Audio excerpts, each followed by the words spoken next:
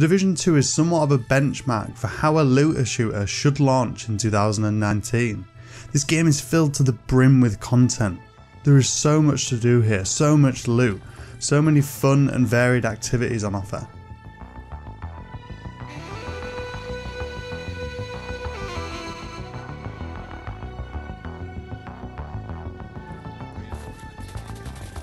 The game follows on 7 months from the initial outbreak of the deadly virus brought on during the Black Friday bio-terrorist attack from the original game. During the prologue, you answer a distress call to assist the Washington DC Division operations, and upon arriving at the White House, everything is in chaos and you're immediately forced to repel an attack. It falls upon you and the remaining survivors, mainly you there, to pick up the pieces and rebuild. Whilst the story itself is short and extremely bare bones, even less so than the original game, the main missions are all fairly well spaced out and usually last around 20 to 40 minutes.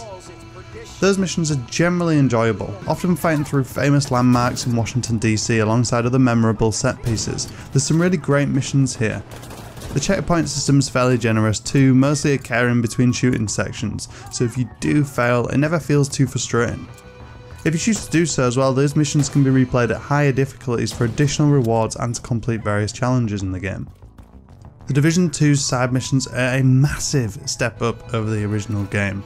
They really stand out here. They almost feel like earned missions in themselves, often lasting just not quite as long as the main missions in the game. They offer additional narrative experiences outside of the main story, and there's even hidden side quests throughout the world. The side activities appear periodically around the map, and they range from saving civilians from executions, defending areas for a short time, securing supply drops and all that kind of good stuff. The bounties and region bosses can be unlocked later on, and they consist of tougher named enemies protected by several groups of enemies.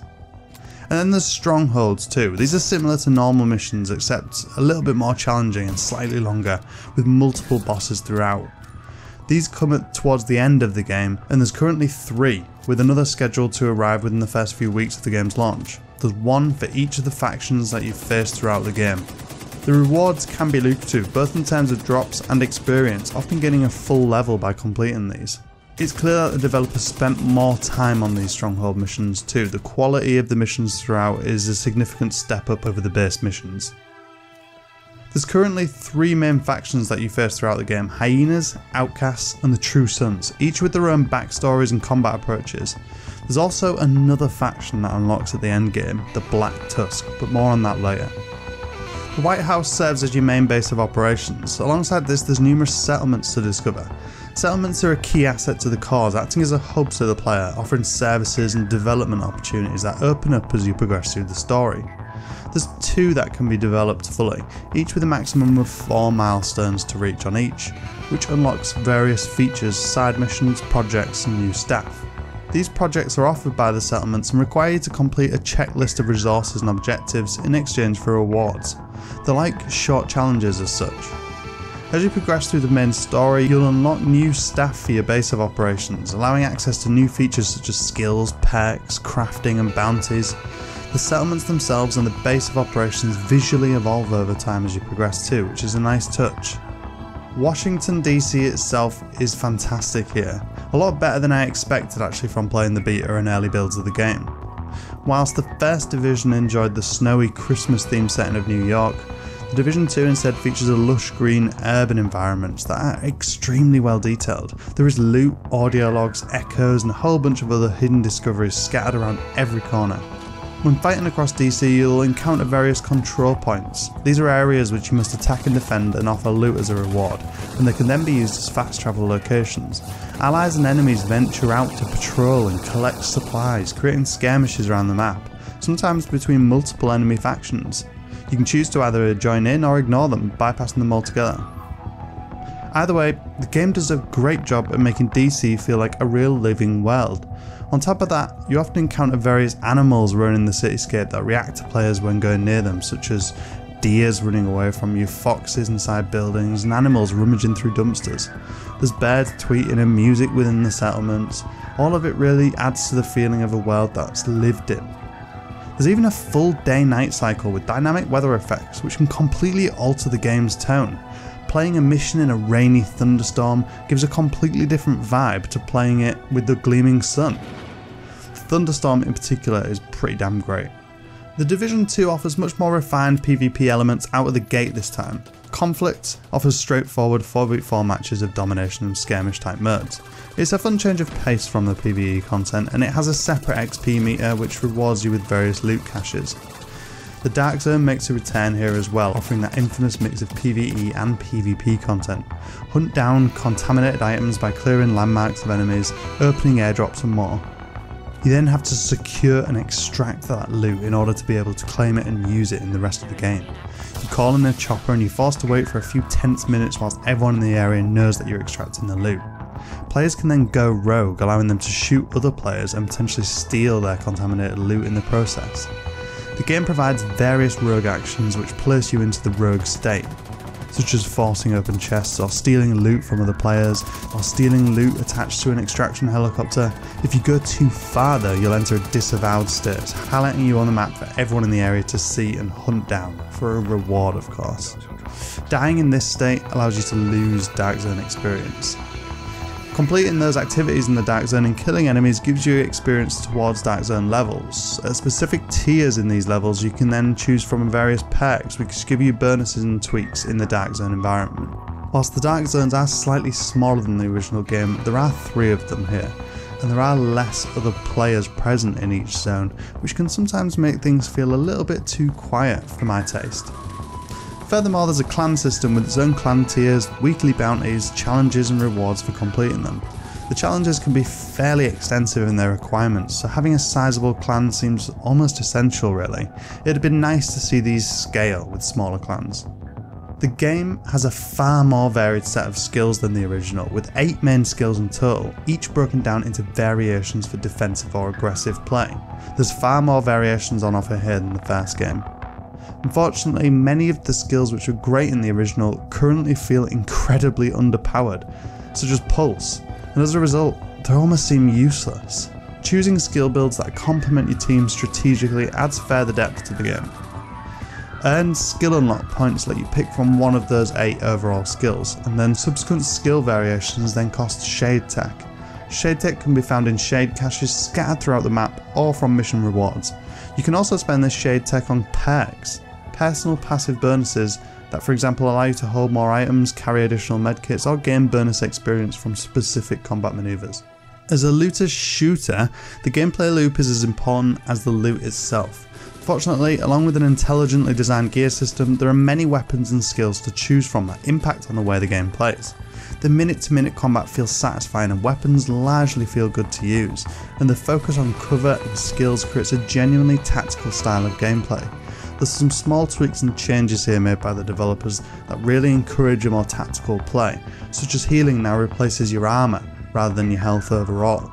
Once your armour breaks, your health is incredibly squishy, so it's important to play much safer.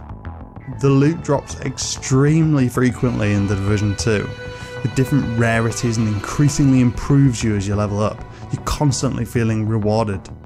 The gear has brands associated with each of them, and equipping items from the same brand offers set bonuses. The shooting range even offers a chance to work out different weapon efficiencies and help decide which styles you prefer, or skills for that matter. Another thing to consider is the range of talents and attributes on the gear, which have become more important on gear in the late game. There's many talents available providing bonuses that can be passive or require certain conditions to be met to receive benefits. The attributes themselves separate into 3 categories, red, blue and yellow, also known as damage, armour and skill respectively. Additionally, there are slots on your weapons, gear and skills that allow for modifications including customization, skins and various stat bonuses. As you outlevel your equipment, unwanted items can then be used for donations for projects, sold or dismantled for crafting resources. Basically, the Division 2 has loot, stats and attributes bursting at the seams. It's superb for fans of the genre in this regard. The varied enemy types ensure that the gameplay remains fresh too. There's a mixture of ranged, melee, grenadiers, snipers, shield wielders and more, though you will encounter a wider variations throughout the game, which will make things far more challenging, especially when playing solo. The AI itself often acts strategically, moving to flank, charge or use abilities against you, forcing you to change your tactics on the fly and move out of covered positions. The factions do play differently, with some unique enemy types on each. Headshots and weak points are the name of the game here, allowing you to deal more damage. While stronger enemies will still feel somewhat bullet spongy, the developers clearly took on board feedback from the first game and instead forced players to focus on breaking weak spots to be able to damage the enemy properly. Whilst the AI does typically act in surprisingly intelligent ways, they do sometimes do stupid things, such as running straight past you or in a straight line, or just making generally odd decisions. The music and atmosphere effects are great throughout the game too. Enemies frequently taunt players and call out actions, and the voice acting across the board is solid despite the lackluster, almost non-existent story. It's a real shame that The Division 2 continues to opt for the silent protagonist approach, something that feels completely out of place these days. The lack of response from your character in cutscenes and story events just pulls you out the experience. Weapons and explosions sound great though, and alter whether you're inside a building or outside. Distant shots can be heard from afar, adding to the immersion of feeling in like a constant war zone. You can spend a long time learning more about the world from the collectibles. All categories of collectibles offer rewards upon completion, although many provide insight into the game's lore, such as the visual and audio recordings which can be replayed. Many collectibles around the Washington area are easily reachable just by playing the game, and others hidden behind specifically designed puzzles, such as the hidden mask cosmetics, which will require you to perform certain actions that trigger a tough boss to spawn. These bosses present challenging fights, especially if you're not at max level. Once beaten, you earn a unique mask, and there's 12 in total to find, which provides a pretty great distraction. The game's apparel store and microtransaction approach is surprisingly unintrusive here. Ubisoft should be commended for doing a pretty good job. Players can purchase cosmetic loot boxes with premium credits or simply earn them gradually through leveling up. Apparel options can also just be discovered throughout the game world in containers. I never once felt influenced to spend real money. It's a microtransaction approach that feels like it genuinely doesn't impact the game itself, which is nice. Free loot caches can be earned through a variety of ways, from leveling up including Beyond 30, Conflicts, Dark Zone and Clans, each containing a leveled weapon or gear. Commendations also offer more challenges that you can work towards alongside a scoring system to compare against others. Think of it as kind of an in-game achievement system. Completing the entire storyline and reaching level 30 is by no means the end of the game, even though it can take between 20 and 40 hours depending on how distracted you get with all the side activities. Upon reaching 30 and clearing the 3 strongholds, you'll be granted the choice of 3 specialisations, with more to come later in the year, each with their own special weapons and a full unique skill tree to progress, another form of progression. These can be interchanged freely without penalty just by visiting the base of operations too, so you're not locked into which particular one you pick and choose. The game's difficulty increases and things completely open up at the end game. A new faction arrives to undo all of your hard work by invading the world, which adds a whole new wave of content. Dynamic control points see parties mobilising to attack and defend them. New daily and weekly projects open up, missions are invaded by the Black Tusk, changing up not only the enemy types, but the spawns, objectives and even the voiceovers, which is a nice touch. Gear switches from levelling up to gear score, taking an average rating of your overall equipped gear. World tiers open up, from 1 to 4 at launch, with a 5th coming shortly. Complete specific missions, upgrade your gear to hit a certain gear score, complete a stronghold, and then you can progress to the next world tier, making things even tougher, allowing you to gain even stronger gear.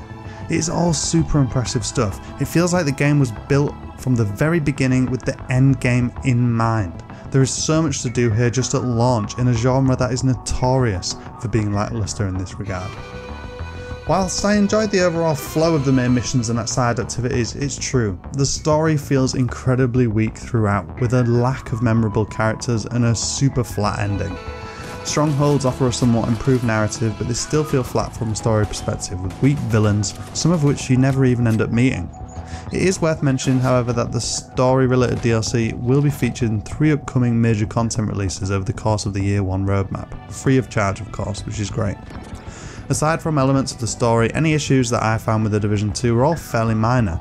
The game feels extremely well polished and stable at launch.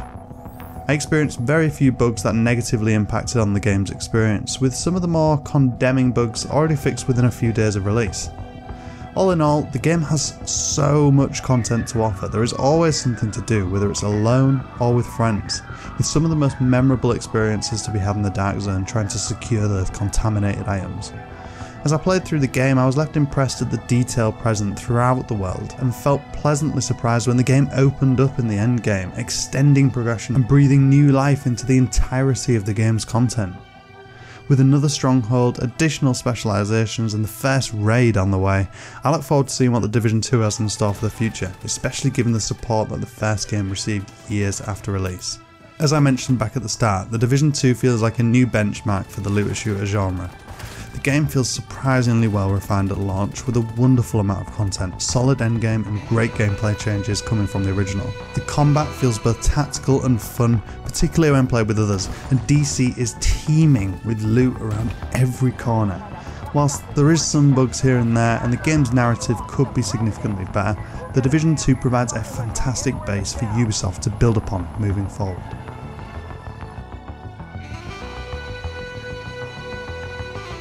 Be sure to like, share and subscribe for more content like this.